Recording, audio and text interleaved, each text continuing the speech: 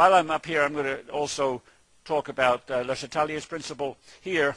And if you think about Le Chatelier's principle, we're going to talk about pressure dependence of the free energy. What would happen here if you have clear and brown? So here I've got a dimer forming. This is a dimer and this is a monomer. And there are two monomers and one dimer. Now one is clear, the dimer is clear, and the monomer is brown. So if I were to increase the pressure on that gas, you're going to push those monomers closer together, and they're going to form dimers, because that will reduce the stress on the system because you have fewer particles. The number of moles will decrease. So increasing the pressure is high, it goes clear.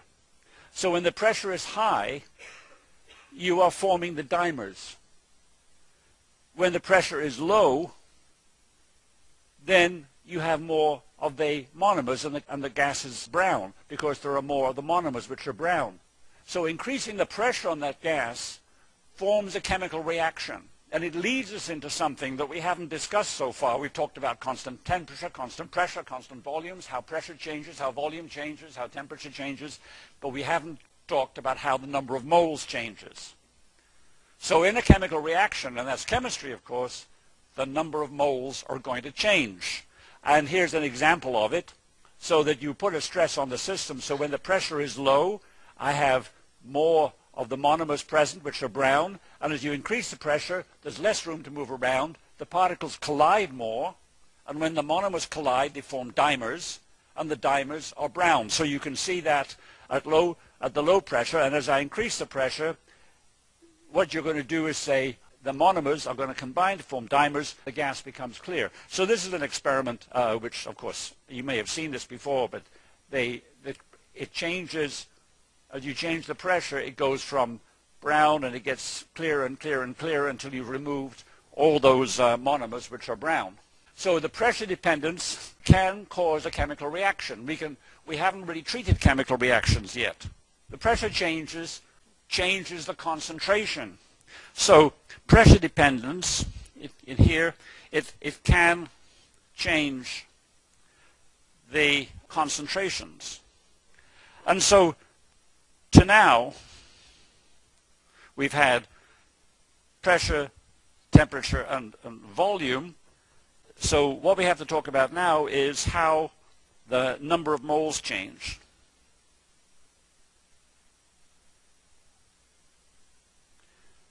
And that's, of course, chemical reaction.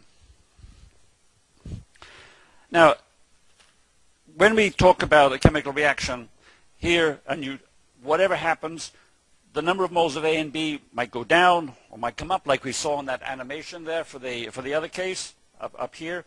We can shift the equilibrium by changing the temperature, changing the pressure, and in doing so, we also might change the number of moles. So we have to talk about that. Now, remember I said the free energy at constant temperature and pressure will give us, if it's negative, the more negative it is, the greater the driving force or the greater the potential.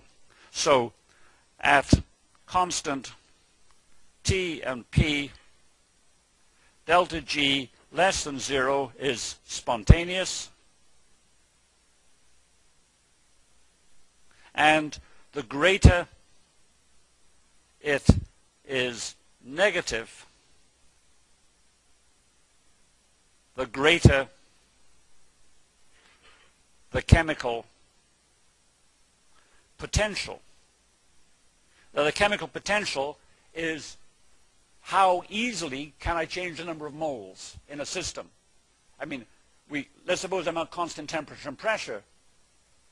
In a chemical reaction, we can have the pressure the same on both sides of the reaction. We can have the temperature the same on both sides of the reaction, but the number of moles changes on either side of the reaction.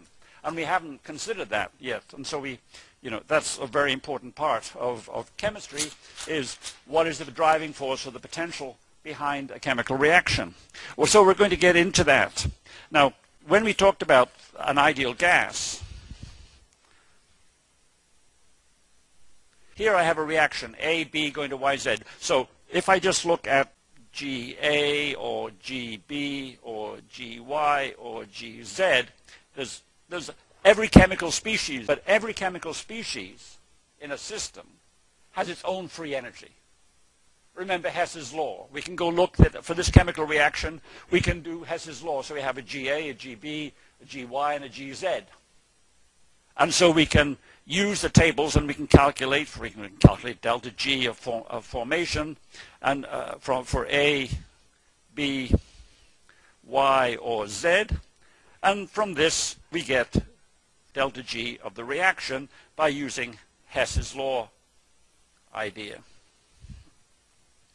And if I take one of these, so I have G of A, I'm going to call it delta G of A between two different volumes for an ideal gas, it's Na, the number of moles of A, RT, log of V1 over V2, which is equal to Na RT log of P2 over P1. So we've looked at this sort of thing before. So this is delta GA. Two different volumes or two different pressures. Different